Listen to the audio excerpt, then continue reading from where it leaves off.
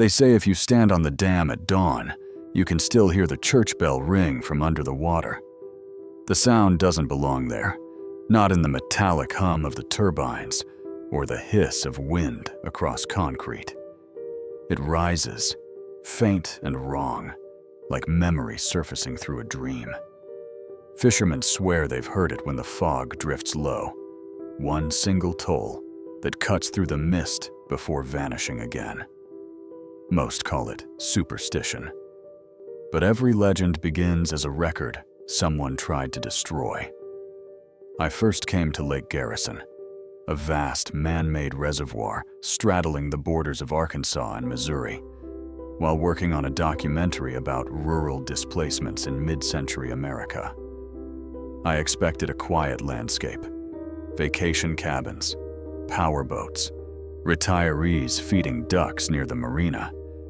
What I found instead was a shoreline that felt haunted by precision. Every curve too deliberate, every inlet carved like someone had drawn a ruler through the valley. Locals told me the same thing. There used to be a county down there. They said it with the same tone you'd use for weather, something accepted, no longer questioned. A county, courthouses, farms, schools, now resting beneath 200 feet of water.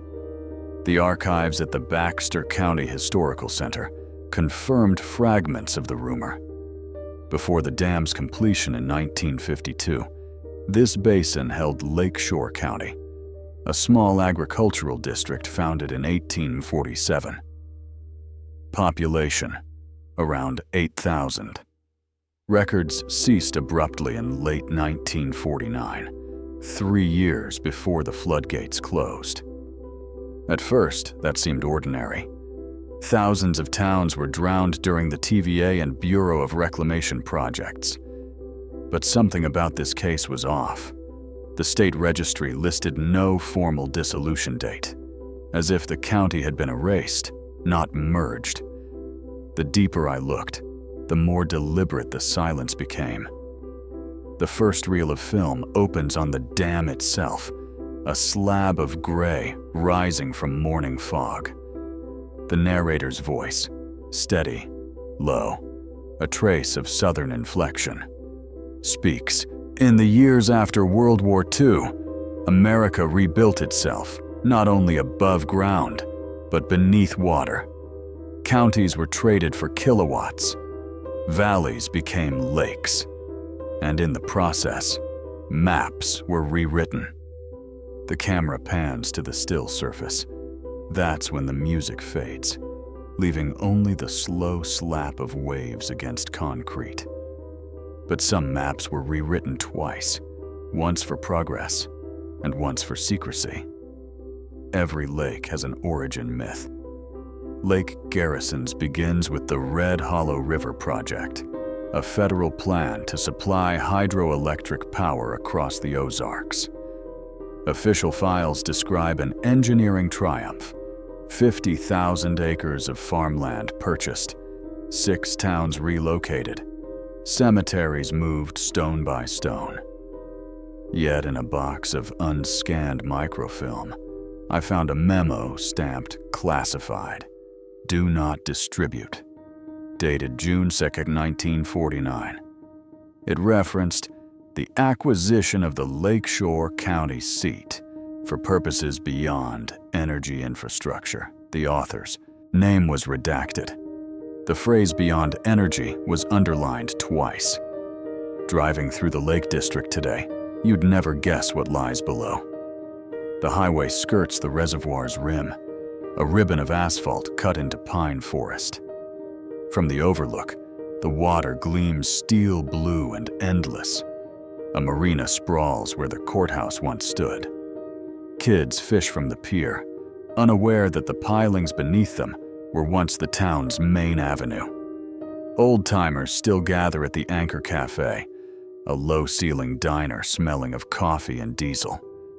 That's where I met Earl Denton, a retired surveyor whose father had worked on the dam's initial mapping crew. He wore a denim jacket embroidered with the faded logo of the U.S. Army Corps of Engineers. "My daddy told me," Earl said, tapping his cup, that the lines on those blueprints didn't match what he'd seen in the field. Whole sections were moved, not shifted for topography, erased. He opened a worn leather folder and slid out a hand-drawn map.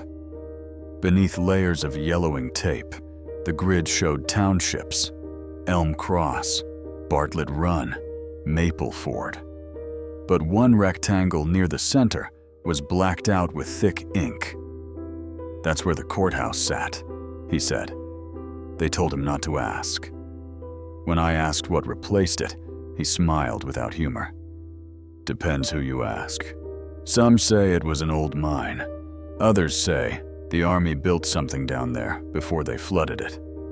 Back in my motel room, the walls hummed with the vibration of turbines from miles away. I replayed Earl's words against the rhythmic drone. If an installation did exist beneath Lakeshore County, submerging it would be a perfect way to hide it. Permanently sealed, inaccessible, without diving gear and federal permission. That night, a storm rolled across the Ozarks.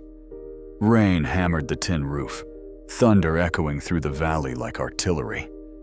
I couldn't shake the image of courthouse pillars descending into black water, documents floating, typewriters hissing as they drowned.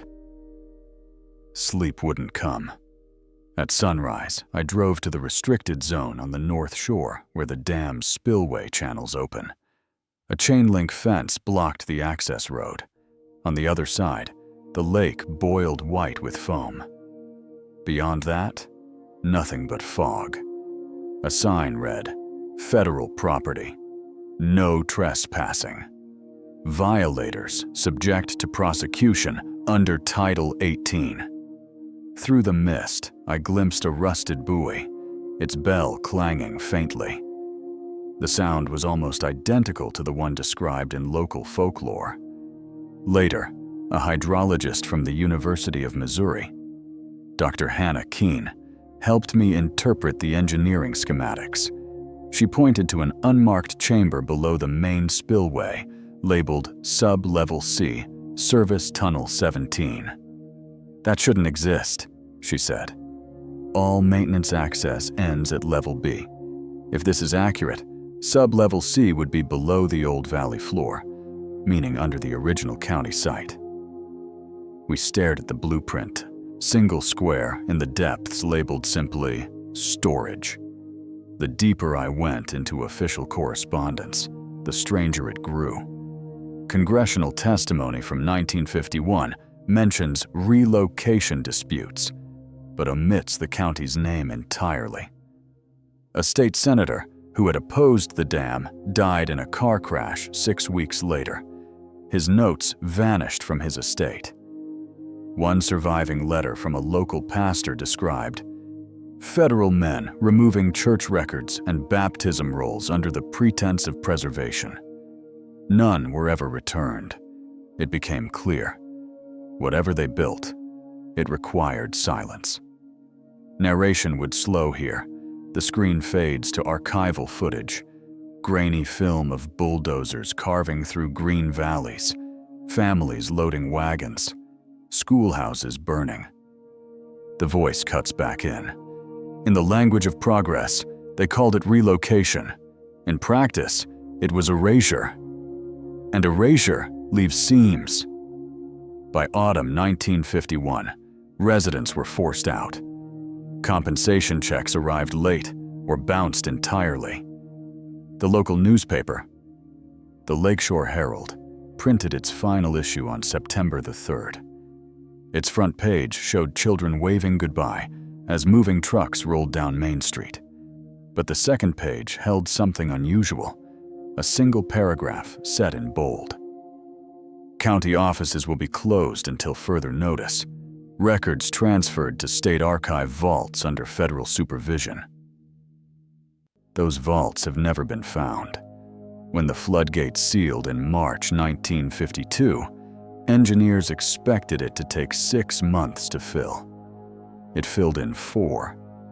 Witnesses described nights when water rose so fast, Livestock were swept from barns before they could be evacuated. Power crews worked around the clock. Local deputies were told to keep civilians away from the dam perimeter. Earl Denton's father was there until the final week. He recorded one note in his field log: lights visible beneath the water line during Phase 2. Not reflection. Source unclear. That line was underlined twice, just like beyond energy. Cut to present day. I joined a diver's crew operating sonar sweeps for the State Parks Department. Their mission: chart submerged structures for safety mapping. They'd mapped schools, grain silos, farmhouses, but one sector remained blank, the deepest point near the dam wall. We launched before sunrise. The lake was still as glass, the horizon smudged pink. As sonar pulses echoed through the hull, faint outlines emerged on the monitor: streets, rooftops, the skeletal frame of a bridge. Then, at 215 feet, the scanner caught a perfect geometric void, a square cavity measuring roughly 50 yards across. The diver beside me, a veteran named Luis Carrera, whistled softly. "That's not natural," he said. "Looks like concrete foundation, maybe bunker walls." He grinned, but there was no humor in it. "Funny thing is, it's exactly under where your map's blacked out block would have been." The coordinates matched Earl's, drawing almost perfectly. When we surfaced, Rangers were waiting. 2 men in gray windbreakers approached the boat and flashed identification: U.S. Army Corps of Engineers, but the badges looked newly printed. They confiscated the sonar logs pending verification. That night, Luis received a call from an unlisted number telling him the dive permit had been revoked. He packed his gear and left town by morning. The narrative returns to me standing at the overlook again, dusk fading over the reservoir. The land beneath Lake Garrison once held lives, deeds, elections, an entire county. Officially, it was sacrificed for power generation. Unofficially, for something else. Wind rustles the mic. The bell tolls faintly across the water. If you drain a valley, you expose history. But if you flood one, you control it forever. In the final minutes of Part 1, we trace the last residents of Lakeshore County, the Whitaker family, farmers who refused relocation until federal marshals arrived. Their farmhouse stood on high ground, the final structure demolished before the flood. A photograph shows them watching from the hilltop as water consumed their fields. Behind them, a military truck carries crates labeled archival materials, property of U.S. Army Signal Corps. The youngest daughter, now in her 80s, lives in Little Rock. When I called, her voice trembled. They told us they were saving everything for history's sake, but history never came back. I asked what she remembered most. She paused. The night before we left, I saw lights on the courthouse steps. Men loading boxes. The water wasn't even there yet. "What kind of boxes?" I asked. "Wooden, stenciled numbers. One of them said Series S4, property of Oak Ridge." I didn't know what that meant then. Oak Ridge, the nuclear research site in Tennessee. The connection chilled me. The narration closes in a slow fade. In the rush to build a modern nation, some counties drowned quietly. Others were buried for reasons still classified. Beneath Lake Garrison lies one of them. A vanished county erased from maps, replaced by power lines and memory. But the silence doesn't last forever. Water, like truth, finds its way through every crack. The bell tolls once more, faint through static. It started with a single word scratched on the back of a photograph: containment. The image showed men standing knee-deep in water, flashlights cutting through the half-submerged courthouse steps of Lakeshore County. The ink bled from decades of damp, but the date, April 9th, 1952, was still visible. 2 weeks after the dam sealed. The photograph came from Dr. Hannah Keene, the hydrologist who'd helped me read the blueprints. She'd been cross-referencing storage data from the Bureau of Reclamation archives when she found a mislabeled folder inside a roll of nitrate film. No record matched its ID number. Inside were 9 photographs, all taken between March and May 1952, each stamped AEC property, do not duplicate. The Atomic Energy Commission, the same agency that supervised the Manhattan Project's cleanup. The discovery shifted everything. Until that moment, Lake Garrison had been a story about loss and bureaucracy. But now, the shadow of Oak Ridge loomed over the water. The next sequence in the documentary fades from black and white film to the dull green glow of a government corridor. The narrator's tone drops a register. In 1952, the Atomic Energy Commission controlled secrets that could alter the planet. It built towns, erased others, and buried what it couldn't explain. I spent a week in Washington, D.C., combing through the National Archives. Most of the Red Hollow Project's documents had been digitized, except for a single reel marked AEC Hydro Coordination, 1950-52. To access it, I had to fill out a Freedom of Information Act request and wait in a small beige room under humming fluorescent lights. When the reel finally arrived, the clerk slid it across the counter like contraband. Inside, a memo read, "Integration of sub-level SISI storage, per Directive S4 from Oak Ridge.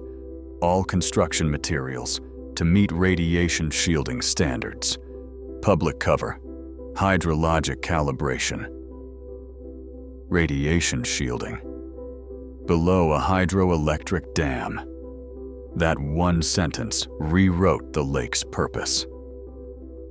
To confirm, I met Dr. Leonard Hirsch, an 89-year-old retired physicist once attached to the AEC's Waste Isolation Division. We spoke in his nursing home library, surrounded by oxygen tanks and chessboards. His memory wandered, but when I mentioned Lake Garrison, his gaze sharpened. "Red Hollow," he whispered.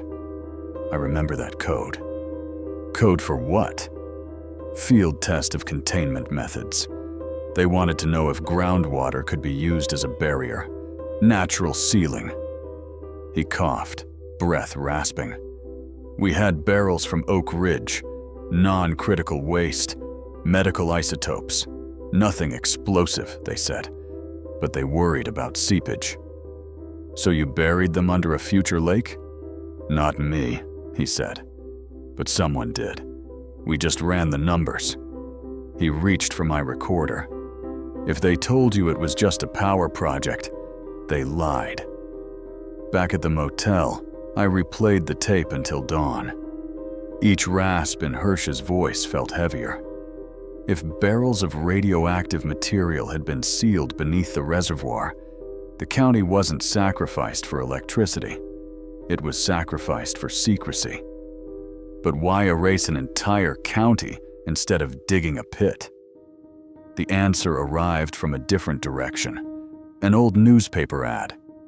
A microfiche of the Kansas City Star, dated May 12, 1949, contained a classified notice. Federal land surveyors seeking experienced limestone contractors for hydrological enclosure testing. Ozark region. Apply COITINE Field Office, Knoxville. Knoxville. Oak Ridge's doorstep.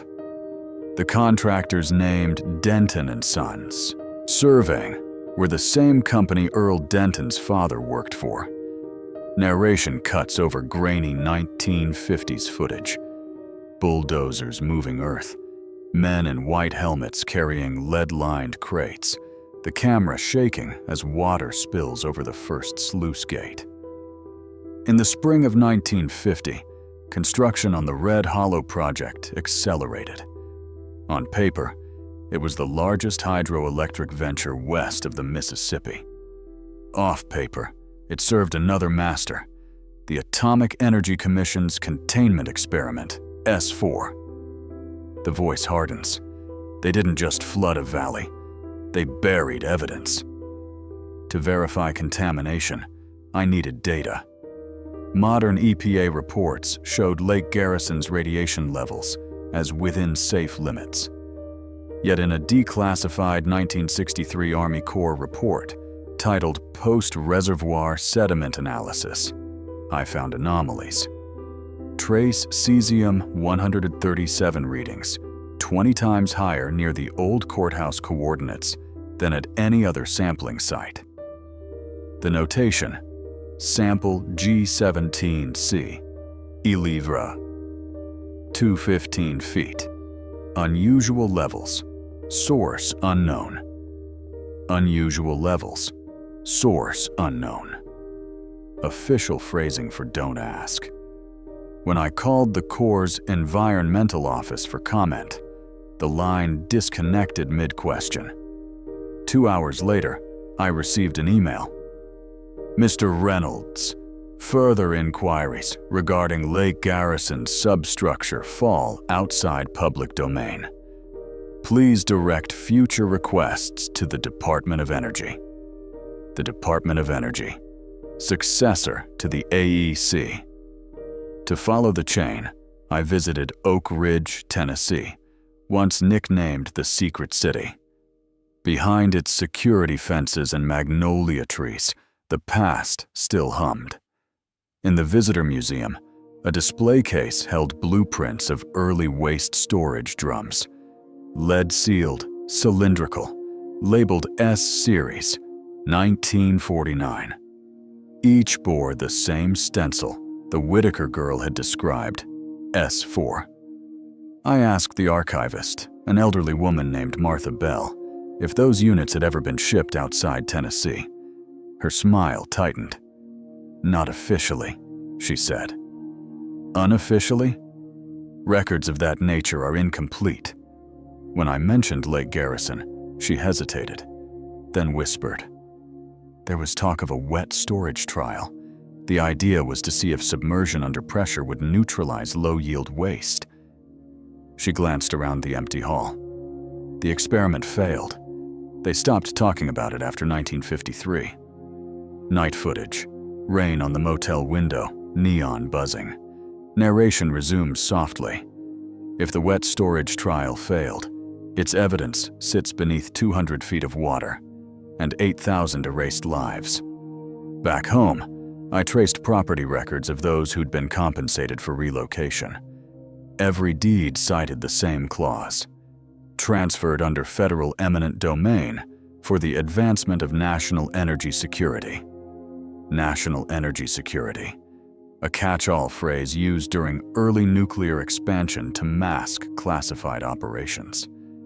But one deed was missing, the courthouse parcel. The title number ended with 17C, identical to the sediment sample. Code. Coincidence? Or deliberate breadcrumb? To test the radiation theory, I contacted Dr. Marisol Hayden, a geochemist at the University of Kansas specializing in lakebed isotopes.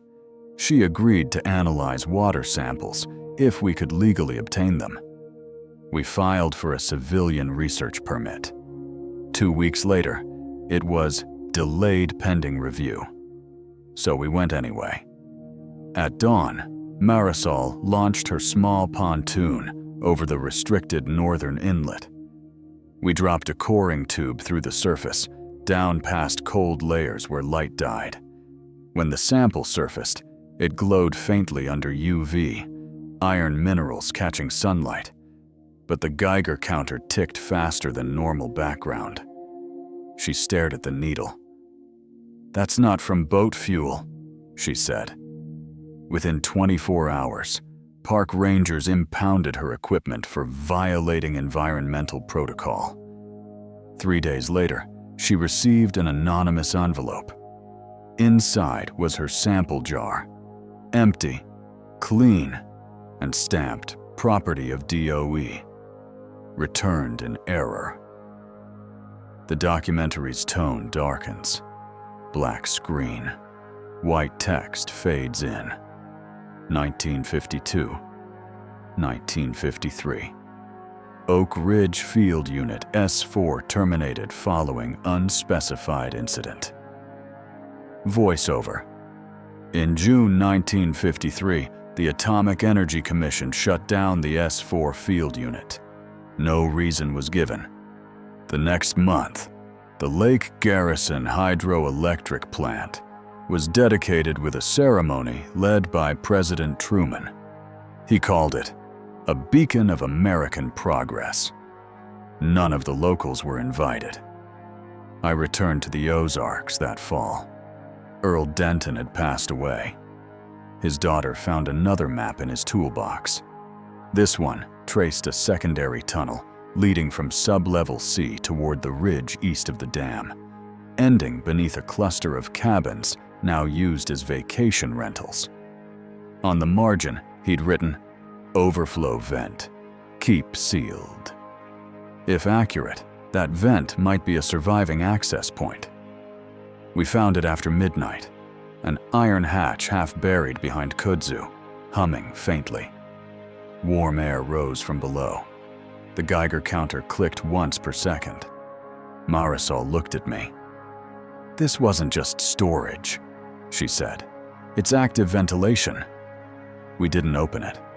We left before sunrise, the hum following us through the trees. 2 weeks later, a notice arrived at my post office box. Cease all unauthorized investigation of Lake Garrison facilities. Continued activity may constitute violation under the Atomic Energy Act of 1946. No signature, just the seal of the Department of Energy. I decided to verify through independent labs. Marisol's second sample, smuggled in a thermos, tested positive for trace strontium-90. Levels low, but unnatural for sediment that old. Her lab lost funding the next month. The film slows to 16 mm grain as narration continues. During the Cold War, America's appetite for secrecy drowned more than valleys. It drowned accountability. In burying its fears of radiation and espionage, it also buried a county. But secrets don't stay quiet forever. Sometimes the water recedes. That winter, drought struck the Ozarks. Water levels at Lake Garrison dropped 40 feet, the lowest since 1964. For the first time, the spire of the old Methodist church emerged, blackened and brittle. I hired a drone operator to film the exposed valley. As the camera swept over the mud flats, a glint appeared near the dam wall. Metal, square, half buried in silt. We zoomed in. A rusted plaque read, U.S. AEC, Site S4 Containment Unit. A week later, rains returned. By morning, the plaque was gone. The final sequence of Part 2 cuts between archival testimony and modern shots of the silent lake. In congressional hearings of 1957, the AEC faced questions about disposal of low-level materials within hydroelectric reservoirs. The transcripts mention an unnamed Ozark site. When asked for coordinates, Chairman Lewis Strauss replied, "That information remains classified for national security reasons." The camera lingers on the water, now dark as oil. The men who built Lake Garrison are gone. The files remain sealed. And the people who once called it home still wait for the truth to surface, because under that mirror of water lies a county that never died. It was buried alive. Cut to black. One sound remains, the distant toll of a submerged bell, echoing through static. When the water receded that winter, the valley looked like a wound reopened. The drone footage captured it all, cracked mud stretching for miles, telephone poles rising like splinters from the silt, the spire of the Methodist church tilting toward the pale November sky. But what struck me most wasn't what surfaced. It was what didn't. The plaque, the one stamped US AEC, Site S4, was gone. So were the metal fragments the sonar had logged the week before. The coordinates now showed nothing but smooth sediment. When the rains came, they filled the wound again. The narrator's tone in the edit is steady, solemn. Water forgets nothing. It only waits for someone patient enough to listen. I went back to the Anchor Cafe, where this all began. The place hadn't changed. Same flickering jukebox, same chipped Formica counter. The waitress recognized me immediately. "You're the documentary fella," she said. "You find your lost county yet?" I told her not exactly. She poured coffee, leaned in. "You know, my granddad worked security for the dam when it opened. Said they had floodlights down there for days, even after the turbines started running. One night he saw trucks hauling crates out, not in." "Where did they take them?" I asked. "No idea. But after that, he quit. Wouldn't go near the place again. Said the water smelled like metal." She tapped the counter with her spoon. "He used to say, 'That lake hums when it's angry.'" The humming returned that night. I stood on the overlook, recorder running, wind clawing at the mic through, headphones. I caught a low resonance, rhythmic, pulsing like machinery far below. At first I thought it was the dam's turbines, but they shut off after midnight to regulate flow. This sound didn't stop. When I boosted the audio later, hidden beneath the static was a faint metallic clang, the same pattern as a bell. The film transitions into a collage of voices, divers, scientists, locals, historians, all layered over slow aerial shots of the reservoir. They said it was a containment test. Could have been medical waste. No, that was nuclear. We all know it.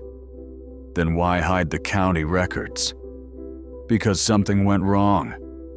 Each voice overlaps until they dissolve into a single line from the narrator. The truth was never a single story. It was a convergence, science, secrecy, and sacrifice meeting under pressure. To push the investigation further, I contacted Senator Alan Bishop, retired, who'd served on the 1970s Energy Oversight Committee. He remembered whispers about inland test basins. We met in his Nashville home, surrounded by framed campaign posters and family portraits.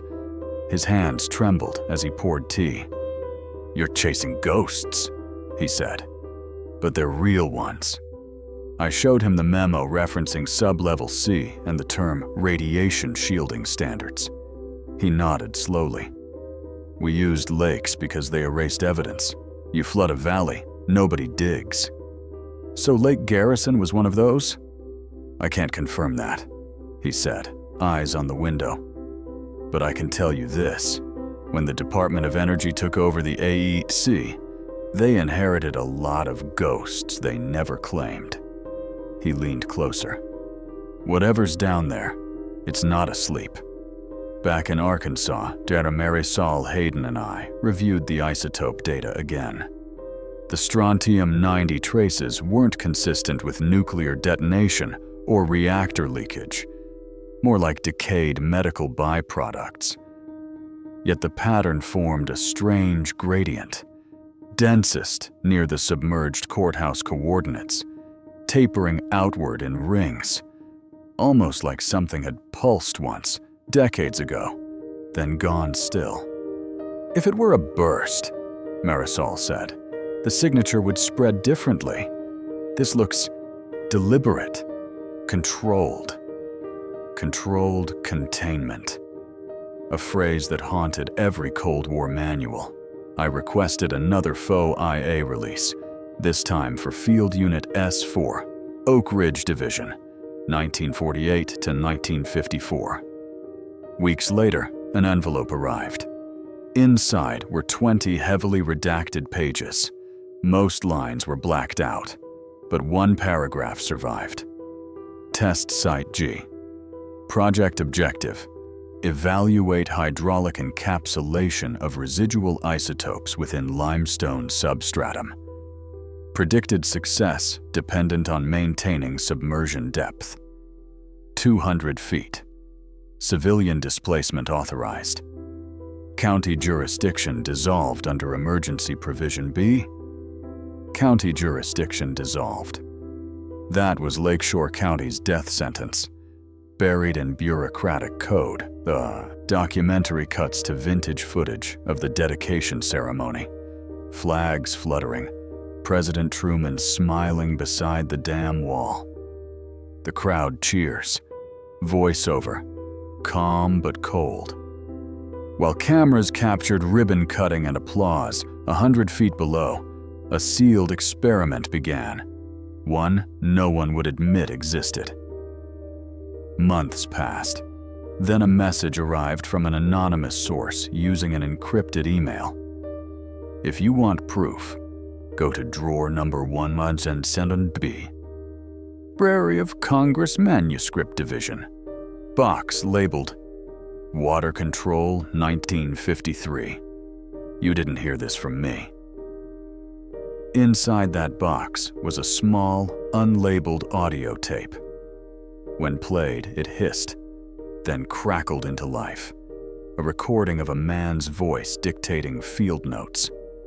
April 18, 1952. Surface stable. Radiation readings within tolerance. Sub-level C sealed. No leaks observed. Red Hollow project successful. Then a pause. Paper shuffling. Personnel advised evacuation of valley within 48 hours due to hydrological fill. Recommend classification under defense priority. The voice stopped. A faint splash echoed. Then silence.